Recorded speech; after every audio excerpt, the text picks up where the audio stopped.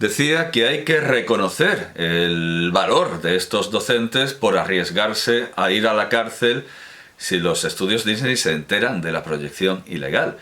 No hay DVD que no diga que no se puede proyectar la película que contiene ni en colegios ni en cárceles, aunque si se especifica lo de las cárceles es porque se hace, lo que no deja de ser una de las mayores paradojas de nuestro sistema, es decir, que los recintos para penar a quien incumple la ley sean escenario de proyecciones ilegales que conculcan las leyes. Qué paradoja, ¿eh? Bueno, eso y que estén llenos de droga. No sé hasta qué punto, como dicen hasta la saciedad quienes recomiendan películas shakespearianas para proyectar en clase siguiendo un criterio único, es decir, fuente, Wikipedia. My own private Idaho, mi propio Idaho, mi propio Idaho privado de 1991 de Gus Van Sant, la historia de un chapero con catalepsia, se asemeja a la Henriada, digo Henriada y no Enriqueida por similitud con la de Voltaire. Todo es posible. Y en esa misma línea, Timothée Chalamet, que sería la primera decisión en una prueba para un papel de chapero cataléptico, hace de Enrique V en The King, el Rey, de 2019, de David Michaud. No lo sé, porque si bien puedo perdonar la inmoralidad de Timothée Chalamet, que primero hizo una película que defendía relaciones sexuales con menores de edad perseguidas en Estados Unidos, para luego sumarse a la condena de Woody Allen, que lo había protegido, y puedo ver The King si es necesario, de momento no lo ha sido, no le puedo perdonar a Gus Van Sant Psycho de 1998, ni creo que nadie pueda perdonárselo, así que me importa muy poco lo que haga Gus Van Sant, por mí como si lo meten en un barco sin velas ni remos. El único acercamiento que he tenido a Gus Van Sant fue, o a Gus Van Sant, no sé de dónde sale este señor, así que fue indagar por qué el protagonista de Elephant, de Elefante, del año 2003, llevaba una camiseta con el toro de Osborne. Pero antes de decidirme a verla, pasé el cursor por la línea de reproducción y vi que los fotogramas no se movían, como en esas películas de Béla Tarr que tanto gustan a los pedantes, que no saben qué hacer con su vida y la pierden viendo películas que en realidad son fotografías. Por mucho que pueda tener de shakespeariano Gus Van Sant, no lo es ni su ritmo ni su esencia, y eso ocurre con la mayoría de las adaptaciones de Sir Kenneth Branagh. Hay mucho más de shakespeariano en Rock'n'Rolla de Guy Ritchie de 2008 que en La desleída sombra de Enrique IV en Gus Van Sant, y que en las pedantes y alcanforadas obras de Branagh, que imagino habrán sido un suplicio para ya varias generaciones de estudiantes que encima se habrán sentido mal porque no les gustaba Shakespeare, cuando lo que no les gustaba era un inglés ególatra y gritón con el gusto echado a perder y un ritmo más lento que un router de los 90. Además de versiones cinematográficas, recomendaré en cada obra de Shakespeare versiones musicales. Igualmente debería trazar ahora una fonografía general de autores recurrentes. Más incluso que Hector Berlioz, que Arthur Sullivan, autor de las Shakespeare Songs, de las canciones de Shakespeare entre 1863 y 1864, o que el checo Józef Bohuslav Förster mostró devoción por Shakespeare el italiano Mario Castelnuovo Tedesco, autor de 33 canciones de Shakespeare, opus 24, de 1921 al 22, sonetos de Shakespeare, todo esto en inglés, opus 125, El mercader de Venecia, opus 181, de 1956, bien está lo que bien acaba, que sería la traducción correcta española de All's Well That Ends Well, opus 182, de 1958, y soy consciente de que me dejo alguna más. No lo deja atrás e incluso a lo mejor lo aventaja, no lo sé, a lo mejor lo aventaja Erich Korngold con Viel Lärm um Nichts, opus 11, de 1920, es decir, mucho ruido por nada. Songs of the Clown, opus 29, de 1937. Four Shakespeare Songs, opus 31, de 1937-1941. Narrenlieder, opus 29, de 1943. Fünf Lieder für mittlere Stimme und Klavier, opus 38, de 1948. Naturalmente, que los textos estén traducidos, en este caso al alemán, resta valor didáctico a la escucha de música vocal shakespeariana, que debería servir para perfeccionar el estudio del idioma inglés. Pero es cierto que en muchos institutos de secundaria, como el mío, también se enseña alemán. No hay ningún problema lingüístico con el disco misceláneo sobre textos de Shakespeare de Duke Ellington, Such Sweet Thunder, de 1957, editado por Columbia Legacy. Es un disco modélico en cuanto a miscelánea shakespeariana.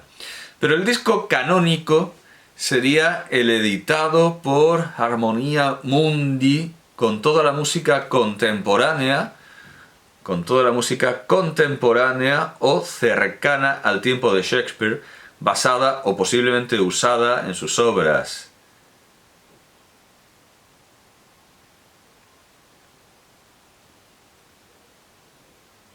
No sé si se habrá visto la lista, pero vamos, como digo, es sobre todo Thomas Morley. El Non Nobis Domine de William Byrd es un poco un aprovechamiento, es un poco un reciclaje. Vemos que hay muchas obras anónimas y algunas de las partituras, por cierto, aparecen en las ediciones de Oxford Shakespeare, y la mostraré llegado el tiempo. Aunque no tengo, lamentablemente, el Oxford Shakespeare. Lo he comprado por 10 euros, la mejor edición, la de 2005, pero no me ha llegado todavía. Y si espero a tener todos los libros en la mesa, es que me comen. Es que ya no tengo espacio para esta presentación. Entonces espero terminar pronto, devolver los libros a su sitio y poder caminar con libertad por esta habitación. Bueno, no tengo el Oxford Shakespeare de 2005, ni ninguna otra de las ediciones canónicas, que vendrían a ser, ante todo, de Riverside Shakespeare, en sus dos ediciones de 1974 y 1996, de Oxford Shakespeare, ediciones de 1986 y 2005, y basada en la edición de Oxford de Norton Shakespeare, con ediciones en 1997, 2008 y 2015, con lo cual se podrá aprovechar de las novedades que hubo en 2013, que tampoco fueron tantas, pero no de las novedades de 2016. The Arden Shakespeare, con ediciones en 1998, 2002 y 2011, y The Complete Pelican Shakespeare. El pelícano es como el pingüino gordo. El pingüino gordo, sin embargo, ahora lo veremos, creo que edita a Oxford. Ahora lo veremos. The Complete Pelican Shakespeare de 2002. Y The Royal Shakespeare Company Shakespeare de 2007. Este volumen es más reciente que el último de la Oxford, de la edición de Oxford Shakespeare, y contiene alguna cosa, tampoco muy relevante, que no está en el canon de Oxford Shakespeare. Yo no tengo, como digo, ninguna de estas ediciones. Lo que tengo es, aparte de la edición ilustrada por Norman Rockwell, que no está mal, es la edición de Cambridge, que curiosamente no sé, claro, porque está quizá un poco pasada de fecha, un poco pasada de moda, aunque desde luego para pasada de moda esta, que es la que siempre he tenido, la que me pareció baratísima en su fecha. Ahora veo que, claro, si puedo comprar por 10 euros la Oxford, que parece que se editaron muchísimos ejemplares y es fácil de conseguir. Bueno, la que siempre he tenido ha sido esta, las obras completas de Shakespeare, ilustradas por Gilbert. Esta es la edición de Gilbert. Bueno, no desnudo el libro para un rato no merece. Esta edición de las obras completas tiene las ilustraciones de Gilbert, aunque no se dice que sean suyas. Y bueno, aquí tenemos La Tempestad, que es la primera obra de la colección, con lo cual sabemos también que va en orden caótico. Bueno, pues para hacernos una idea, aquí tenemos La Tempestad de Gilbert. Para sobreponerme al mar de hipótesis y reconstrucciones de los eruditos shakespearianos, que son gente muy entusiasta y muy productiva en términos de papel impreso, seguiré la cronología de Sir Edmund Kerchever Chambers, que en mis notas he señalado en negrita. Esto, claro, al espectador le dará igual, pero recuérdenmelo para ir diciendo que está en la cronología de Sir Edmund Kerchever Chambers y que no, que bueno, que pasaba por ser el mayor investigador en Shakespeare, el definitivo, pero claro, definitivo no hay nada, seguro no hay nada, salvo la muerte. Y precisamente, claro, a eso he añadido las obras poéticas y las nuevas atribuciones. Y la primera obra, voy a dar naturalmente la cronología de Kerchever Chambers, pero tengo que cambiarla de lugar y tengo que ponerle la primera, porque claro, según The Oxford Shakespeare y el consenso más o menos logrado de la crítica, esta obra, Los dos gentilhombres o Los dos gentiles hombres de Verona, The Two Gentlemen of Verona, es de 1589. Por cierto que en esta obra el desconocimiento geográfico de Verona es patente. Esta sería la primera obra de Shakespeare, Los dos gentilhombres de Verona, de 1589. Naturalmente no sabemos nada o no sabemos mucho, nos podemos hacer una idea de los arreglos anteriores, porque claro, al igual que Glenn Miller, con el que se le podría comparar, Shakespeare era antes arreglista. Se podría comparar la fama de Shakespeare a la de Glenn Miller y su técnica y su método y sistema también. Al principio era arreglista y luego hizo sus propias obras. Bueno, pues su primera obra, hecha por él, sería The Two Gentlemen of Verona, Los dos gentilhombres de Verona. Voy a ir diciendo de cada obra la fuente, para saber qué es lo que tenemos y qué refundió. Y la fuente es una adaptación teatral inglesa de 1585 de Los 7 libros de la Diana, del portugués, pero escritor en español, Jorge de Montemayor. En esta obra, Shakespeare demuestra, como he dicho, bastante ignorancia de la geografía italiana, no solo de Verona, sino en general. Como iconografía recomendaba Angélica Kaufmann, Valentino rescata a Silvia, obra de 1789, pero bueno, todo eso está en la Galería Boydell de Shakespeare, así que en la Galería de Shakespeare de Boydell. Así que versiones cinematográficas recomendadas, pues tengo aquí anotado, pero no es recomendable desde luego. Lo tengo anotado simplemente para hacer constar que no es recomendable. A veces la recomendación de lo que no conviene ver es tan favorable como la recomendación de lo que hay que ver. Tengo aquí anotada, por su rareza, extrema rareza y curiosidad, Rociada de capullos de ciruelo y Qian Mei de Pu Wang-Tang de 1931. Es una versión china que, a diferencia de las películas posteriores orientales de Kurosawa, intenta que la película parezca lo más occidental posible y le añade hasta cartelas en inglés, porque es muda, que según los críticos son de adorno, porque no se pensaba que esa película la fuera a ver nadie que supiera inglés. Bueno, en cuanto a versiones musicales, esto sí que es una recomendación hecha y derecha, de Franz Schubert, An Silvia, de Vier Lieder, de 4 canciones, opus 106, número 4, Deutsch, 891. Deutsch no quiere decir alemán, es el nombre del catálogo de las obras de Schubert y es un apellido, es que el que las hizo era Deutsch, no es un adjetivo, es un nombre propio, es un nombre sustantivo propio. Después vienen las 3 partes de Enrique VI. Bueno, pero parece ser que la crítica considera que hizo primero la segunda, luego la tercera y luego la primera. Pero bueno, todas entre 1590 y 1592. En 2016, por eso digo que, claro, ni siquiera ni siquiera la última colección completa está al día, porque en 2016 un equipo de 23 estudiosos vinculados a la edición de The Oxford Shakespeare, con lo cual esto saldrá, imagino, en una futura edición de The Oxford Shakespeare, con lo cual la edición por 10 euros que he comprado quedará obsoleta, pero bueno, en fin, propuso por un análisis informático, yo sospecho mucho de esas cosas, por eso de los análisis informáticos se ha dicho que el lazarillo era de tal o cual, afirmó que ese equipo, que estas obras no solo tenían influencia de Christopher Marlowe, como siempre se había dicho, sino que algunos versos eran suyos. Me puedo pasar perfectamente sin esta supuesta novedad. Fuentes de esta obra: Edward Hall, The Union of the Two Noble and Illustrious... no sé cómo leer esto. Bueno, la unión de las dos nobles e ilustres familias de Lancaster y de York, de 1548. Y la que va a ser su fuente habitual, una de sus 3 fuentes constantes, Raphael Holinshed, Chronicles of England, Scotland and Ireland, de 1577.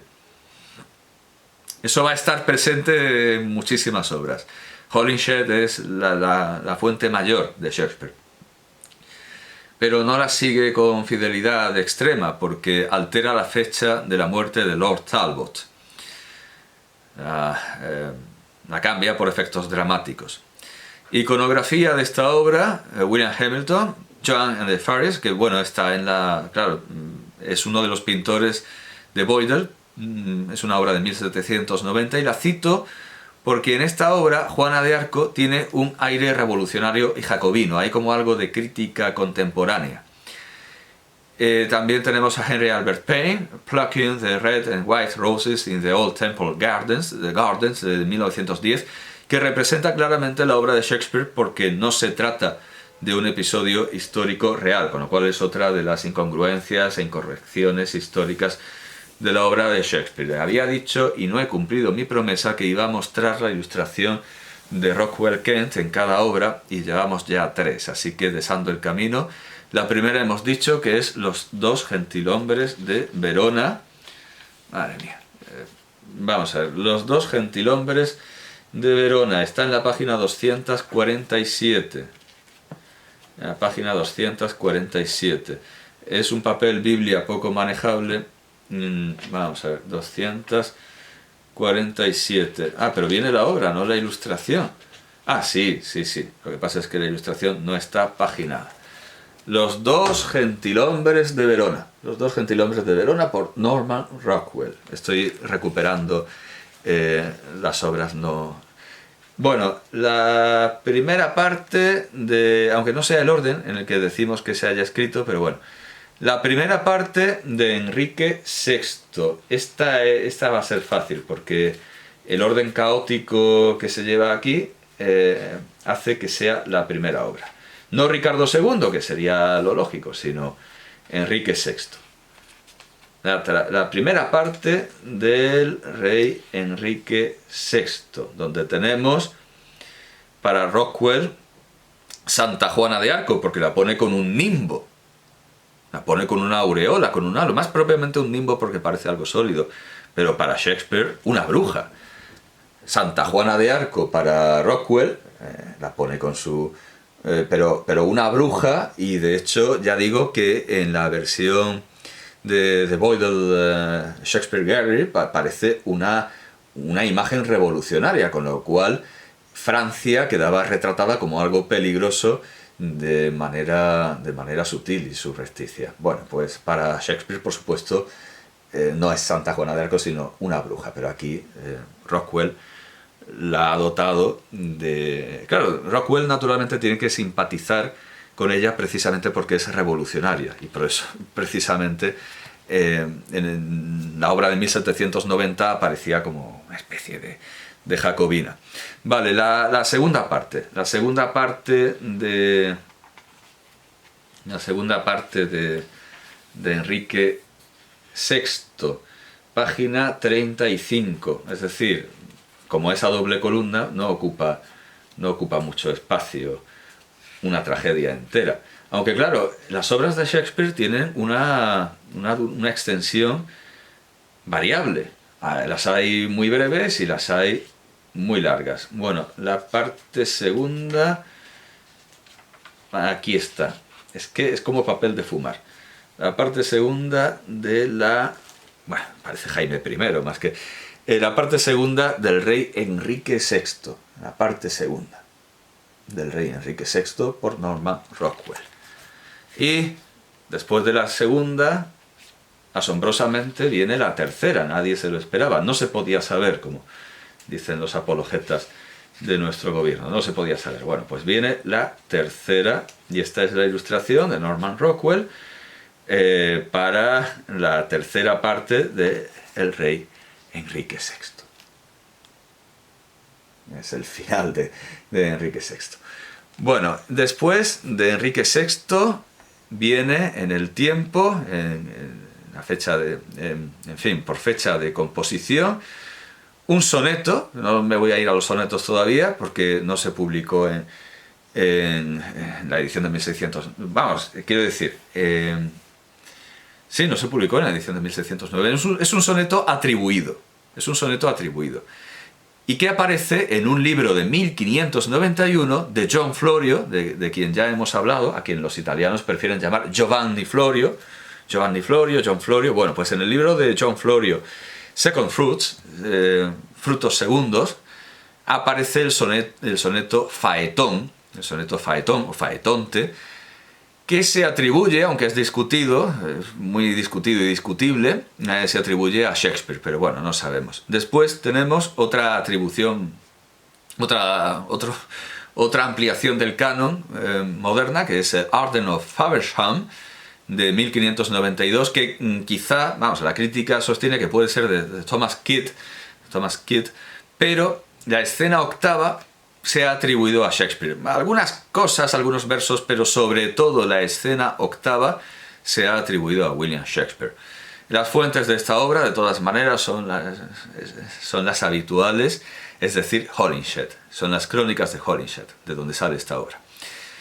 Esto sería de 1592. Bueno, pues también parece ser que hay colaboración de Shakespeare en un manuscrito de la tragedia Sir Thomas More, que aparece editada en la edición de Oxford de 2005. Sir Thomas More es de Anthony Munday y Henry Chettle, y fue estrenada en 1592. Pero se supone que está ahí la mano de Shakespeare desde 1871. Lo propuso Richard Simpson y James Spedding, y se supone que es la mano que los paleógrafos llaman la mano del manuscrito de Sir Thomas More.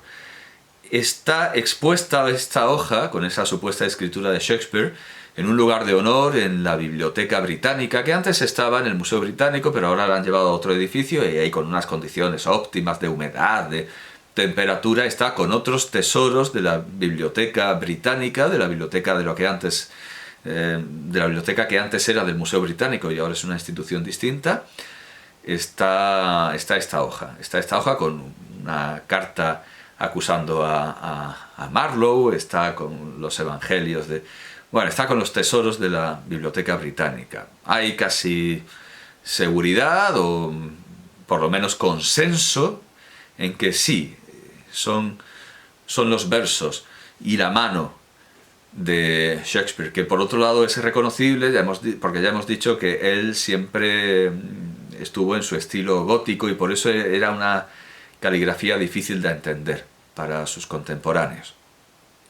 Después, también en 1592, o vamos, en la misma época, en 1592, habría colaborado...